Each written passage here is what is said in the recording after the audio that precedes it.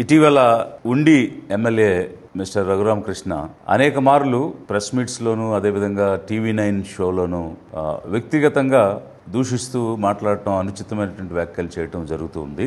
ఈ సందర్భంలో ఇదంతా కూడా ఆకువీడిలో ఒక చిచ్చుని రగిలించినటువంటి పరిస్థితి కనిపిస్తుంది.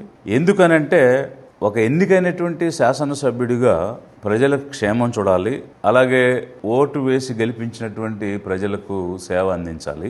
కానీ అక్కడ వర్గాలుగా విభజించి కుల ప్రాతిపదిక మీద, మత ప్రాతిపదిక మీద విభజించి పాలించటం, విభజించి వారిని భయభ్రాంతులు గురి చేయటం అనేది జరుగుతున్న విషయాలనే మేము ప్రస్తావించాము.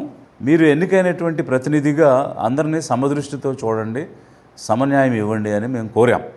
దానికి వారు బదులుగా మేము అడిగినటువంటి ప్రశ్నలకు సంధించినటువంటి వాటికి సమాధానం చెప్పలేక వ్యక్తిగత దూషణకు దిగడం అనేటువంటిది చాలా శోచనీయమైనటువంటి విషయం.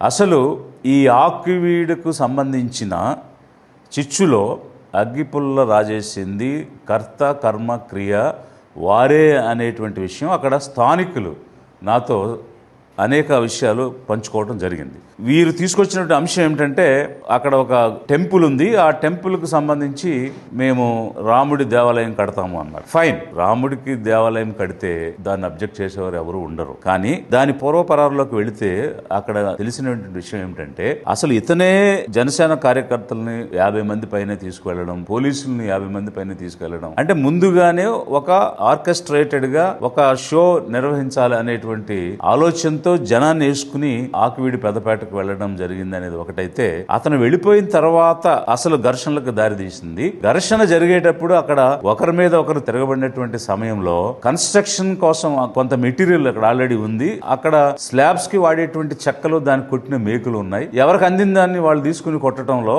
ఆ మేకులకు ఉన్న చెక్కలు పట్టుకుని కొట్టినప్పుడు ఆ మేకులు కొంతమందికి గుచ్చుకున్నాయని ఆ సీన్ ఆఫ్ అఫెన్స్ లో ఉన్న వాళ్ళు నాతో చెప్పినటువంటి విషయం. దానికి వీరు ముందుగానే ప్లాన్ చేసి మేకులు తీసుకుని, కొక్కాయలు తీసుకుని గుచ్చారు, కొట్టారని ఇట్లా చెప్తూ ఉన్నారు. అక్కడ అందుబాటులో ఉన్నటువంటి రాళ్లు, చెక్కలు ఏముంటే అవి పట్టుకుని అక్కడ ఘర్షణ పడటం జరిగింది.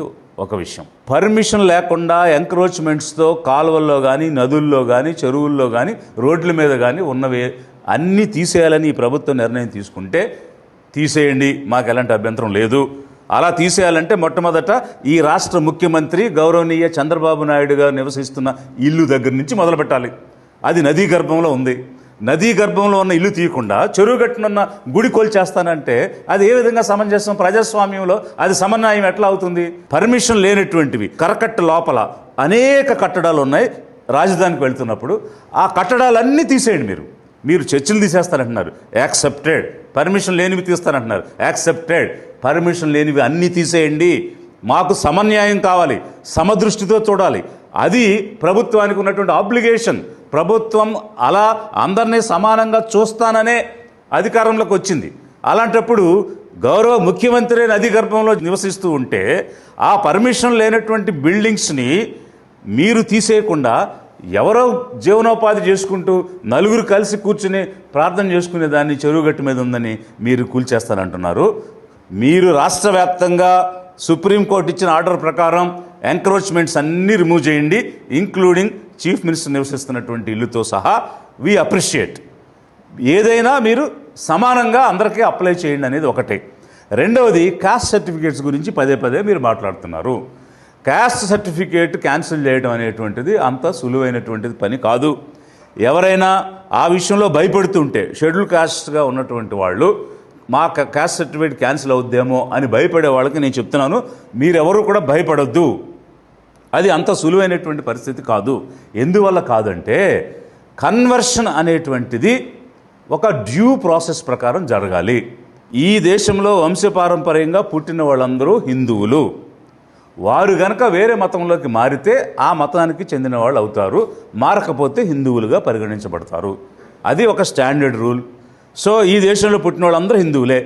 మీరు ఒకవేళ మతం మారితే దానికి ఒక డ్యూ ప్రాసెస్ ఉంది.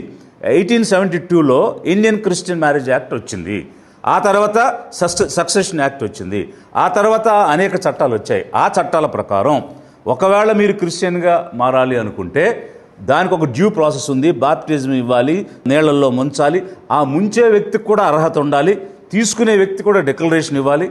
ఇచ్చిన తర్వాత దానికి ఒక రికార్డెడ్ ప్రూఫ్ ఉండాలి. సో రికార్డెడ్ ప్రూఫ్ తోటి, ఎవిడెన్స్ తోటి, గజెట్ పబ్లికేషన్ తోటి మీరు డ్యూ ప్రాసెస్ ఫాలో అయ్యి మతం మారితే అప్పుడు ఆ మతానికి చెందిన వాళ్ళు అవుతారు. అంతేకాదు, ఒకవేళ క్యాన్సిల్ చేయాలి సర్టిఫికేట్ అనుకుంటే జాయింట్ కలెక్టర్ పరిధిలో ఒక స్క్రీనింగ్ కమిటీ అనేటువంటిది ఉంటుంది. ఒకవేళ ఒకరు ముస్లింగా కన్వర్ట్ అవ్వాలన్నా కూడా షహదా అని వారు చదవాలి, ఆ ప్రాసెస్ని ఫాలో కావాలి. ఏదైనా వారు కూడా లీగల్గా గజెట్ పబ్లికేషన్ కూడా చేయాలి, ఆ ముల్లా నుంచి సర్టిఫికేట్ కూడా తీసుకోవాలి.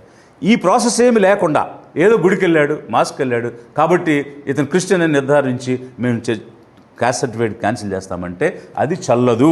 అది చాలా స్పష్టంగా బ్రిటిష్ వాళ్ళు ఉన్న టైం నుంచి కూడా ఆర్డర్స్ ఇచ్చి ఉన్నారు. డ్యూ ప్రాసెస్ ఫాలో అయ్యి రికార్డెడ్ ఎవిడెన్స్ ఉండి వారు సెల్ఫ్ డిక్లరేషన్ ఇచ్చి గజెట్ పబ్లికేషన్ చేసుకుంటేనే వారిని క్రిస్టియన్స్గా పరిగణించడం జరుగుతుంది. కేవలం చర్చికి వెళ్ళారనో, ప్రార్థనలో పాల్గొన్నారనో, లేకపోతే గుళ్ళో మన ఇంట్లో విగ్రహాలు పెట్టుకున్నారనో, జస్టిస్ హైకోర్టు, మన ఏపీ హైకోర్టు జస్టిస్ దేవానంద్ ఒక జడ్జిమెంట్ ఇచ్చినారు. దానిలో మెడలో సిలువ వేసుకున్నంత మాత్రాన, ఇళ్ళలో జీసస్ క్రైస్ట్ ఫోటో పెట్టుకున్నంత మాత్రాన వాళ్ళు క్రైస్తవులకు చెందరు. క్లియర్ కట్ రికార్డెడ్ ఎవిడెన్స్ ఉంటేనే వారు క్రైస్తవులుగా పరిగణించబడతారు. క్లియర్ కట్ ఎవిడెన్స్ ఉంటేనే ముస్లిమ్స్గా పరిగణించబడతారు. అప్పుడే క్యాస్ట్ సర్టిఫికేట్ మీద ఎంక్వైరీ అనేది చేయడానికి అవకాశం ఉంటుంది. అలాగే ఆ రికార్డెడ్ ప్రూఫ్ లేకుండా, పంచనామా చేయకుండా, వీళ్ళు ఫాలో అవుతున్నటువంటి విధానం ఏంటని చుట్టుపక్కల ఉన్నటువంటి పంచనామా చేయకుండా అది క్యాన్సిల్ చేయడం, దానికి చాలా ప్రాసెస్ ఉంది, అది అంత సులువు కాదు, భయపడద్దు అని చెప్తూ ఏదైనా ఒక డ్యూ ప్రాసెస్ జరగకుండా చేయడం సాధ్యం కాదు. అందువల్ల ఇతను సర్టిఫికేట్స్ క్యాన్సిల్ చేస్తామని మిమ్మల్ని అందరినీ భయపెడుతూ ఉన్నాడు. మీరెవరూ కూడా భయపడొద్దు అని లిబరేషన్ కాంగ్రెస్ పార్టీ నుంచి మద్దతుగా చెప్పడం ఒకటైతే, నేను తెలుగుదేశం పార్టీని స్పష్టంగా ప్రశ్నిస్తూ ఉన్నాను, అడుగుతున్నాను. గౌరవనీయ చంద్రబాబు నాయుడు గారు, మీ తెలుగుదేశం విధానం ఏమిటి? ఇతను మాట్లాడితే షెడ్యూల్ కాస్ట్ అంటారు, అందులో క్రిస్టియన్స్ ఉన్నారంటారు. క్రిస్టియన్ పేర్లు పెట్టుకున్నంత మాత్రాన డానియల్ అనో, జోసెఫ్ అనో, లేకపోతే జెర్మియాను, ఇలా రకరకాల పేర్లు పెట్టుకున్నంత మాత్రాన వారు క్రిస్టియన్స్గా పరిగణించబడరు అని కోర్టే చెప్పేసింది. మీ తెలుగుదేశం నాయకుడిగా చెప్పుకునే ఉండి ఎమ్మెల్యే మిస్టర్ రఘురామకృష్ణ దీన్ని వ్యతిరేకిస్తూ వీళ్ళందరికీ క్యాన్సిల్ చేస్తామని అంటున్నారు. అది అతని వ్యక్తిగత అభిప్రాయమా లేకపోతే మీ పార్టీ అభిప్రాయమా? ఎందుకనంటే టీవీ9లో అడిగారు కూడా, 20% మంది ఉన్నారు, 1 కోటి మంది ఉన్నారు, వాళ్ళు ఈ క్యాన్సిల్ చేస్తానంటున్నారు, వాళ్ళు మీకు వ్యతిరేకం అవుతారంటే మాకు 80% మంది ఉన్నారు, వాళ్ళు ఓటు వేయకపోయినా పర్వాలేదని ఇతను అంటున్నాడు. మరి షెడ్యూల్ కాస్ట్ కానీ మైనారిటీలు కానీ తెలుగుదేశానికి ఓట్లు వేయాల్సిన అవసరం లేదని మీ తెలుగుదేశం నాయకుడు చెప్తున్నారు. అది మీ పార్టీ విధానమా? విధానం అయితే చెప్పండి. నేను మీ ద్వారా షెడ్యూల్ కాస్ట్ వాళ్ళకి, మైనారిటీ క్రిస్టియన్స్కి, ముస్లిమ్స్కి చెప్తున్నాను, మీరు తెలుగుదేశానికి ఓట్లు వేయాల్సిన అవసరం లేదట. తెలుగుదేశం నాయకుడే చెప్తున్నాడు. కాబట్టి మీరందరూ కూడా చర్చించండి, మీ సంఘాల్లో మీటింగ్లు పెట్టుకోండి. ఇక మీదట వచ్చే స్థానిక ఎన్నికల్లో కానీ 2029 ఎన్నికల్లో కానీ తెలుగుదేశం, కూటమి, జనసేన, బీజేపీ వీరికి ఎవరికి కూడా మన ఓట్లు అవసరం లేదని తెలుగుదేశం నాయకుడే చెప్తున్నాడు. కాబట్టి మనం ఎవరూ ఇక ఈ కూటమికి కానీ, తెలుగుదేశానికి కానీ, జనసేనకు కానీ, బీజేపీకి కానీ ఓటు వేయొద్దు అనే విషయాన్ని నేను ప్రతిపాదిస్తున్నాను. మీరెవరు కూడా వాళ్ళకి ఓటేయొద్దని మీ సంఘాల్లో మీరు చర్చించి మెరిట్స్ మీద మీరు డెసిషన్ తీసుకోండి అని ఎస్సీస్కి, క్రిస్టియన్ మైనారిటీస్కి, ముస్లిం మైనారిటీస్కి చెప్తున్నాను.